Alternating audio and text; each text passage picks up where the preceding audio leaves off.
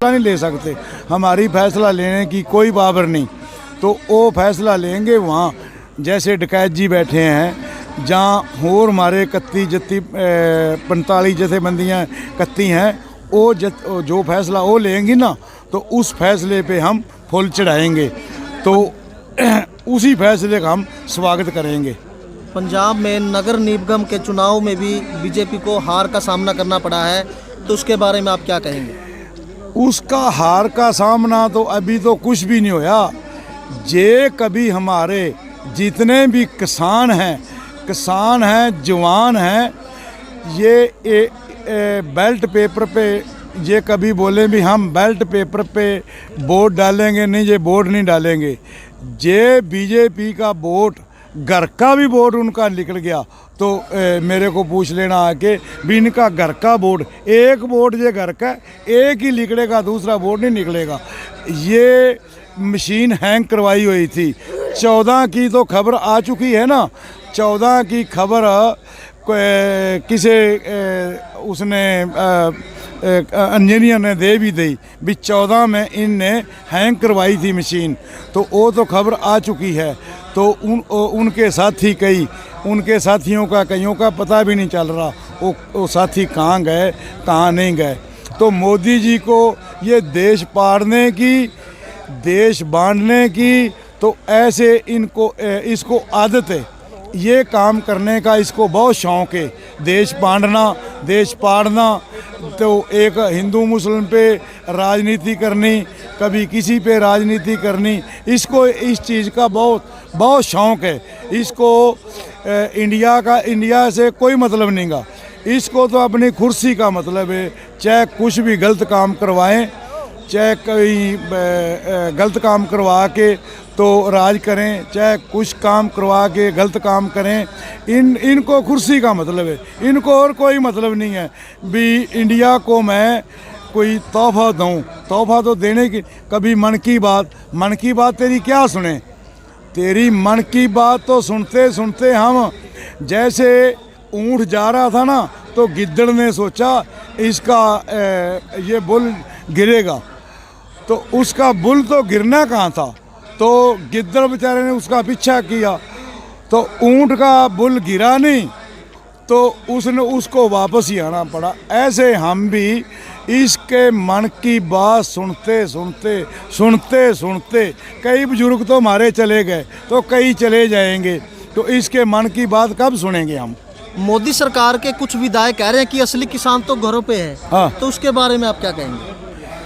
उनको पूछा जाए भी तुम जे असली किसान देखने हैं तो यहाँ आओ, घर पे बैठे क्यों बयान दे रहे हो, घर पे बैठे क्यों झूठ बोल रहे हो?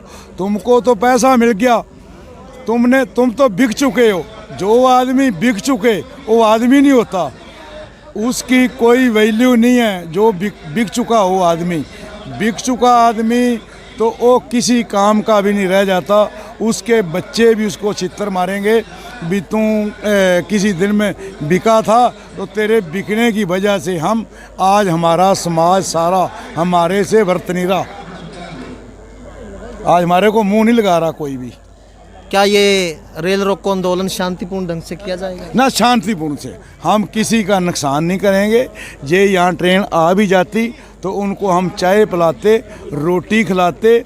प्रशासन यहाँ आए तो प्रशासन के साथ हम मिलजुल के, प्रशासन के साथ हम, प्रशासन के ऊपर कुछ नहीं हम करेंगे। जो प्रशासन हमको बोलेगा ना, तो वहीं वैसे ही करेंगे जैसे जो प्रशासन बोलेगा। क्यों, प्रशासन से ही तो हमारा काम चलता है। तो प्रशासन है जो, तो प्रशासन भी तो हमारा ही है ना। प्रशासन किसका है? प्रशासन वाले भी तो बच्चे हमारे ही हैं, हमारे भाई हैं, बच्चे हैं, भतीजे हैं, तो हमारे ही हैं। वो हमारे को जो बोल भी देंगे, उनकी मजबूरी होगी। जो हमारे को एक आधी लाठी मार भी देंगे तो उसका गुस्सा भी नहीं करेंगे हम, तो उनकी मजबूरी है। वो पहले गवर्नमेंट के हैं तो उसके बाद वो हमारे हैं, तो उनसे तनख्वाह लेते हैं। लास्ट में आप हमारे चैनल के माध्यम से मोदी सरकार को क्या मैसेज देना चाहेंगे?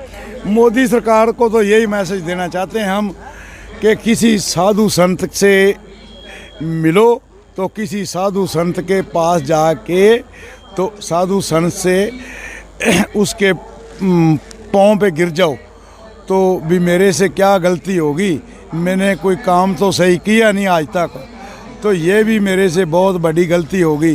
कोई साधु संत ही ये उसको समझा दे, साधु संत ही उसको कोई चीज़ दे दे, साधु संत ही उसको कोई शाबाशी दे दे भी ये किसानों को तू ना तंग कर, तो किसानों को 2-3 घरों के लिए ये काम ना कर, तो किसानों का हक के पास रहने दे। किसान तेरे से जितना मर्जी तंग कर ले, किसान अपनी ज़मीन तो छोड़ेंगे नहीं, ज़मीन कैसे छोड़ देंगे। इनकी उम्र मेरे ख्याल ज़्यादा 60 साल होगी।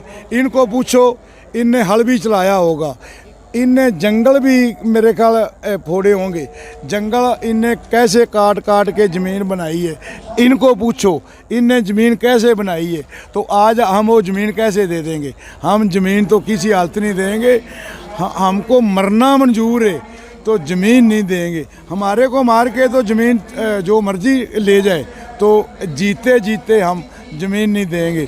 तो अब तो हम हिंदू मुस्लिम सिख ईसाई तो हम सब भाई हैं, चाहे कोई किसी भी जाति का है, तो वो आता किसानी में ही है, किसानी में ही आता है। जे हमारे बेटे हैं ना जो सरहदों पे लड़ रहे हैं, वो अडवाणी का बेटा तो नहीं है ना, मोदी का बेटा तो नहीं है ना, जोगी का तो नहीं है ना, तो ये बयान देते हैं इनके बेटे तो नहीं है, इनके बेटे तो घरों में आराम से सो रहे हैं, वो बेटे तो हमारे ही हैं जो वहाँ बैठे हैं।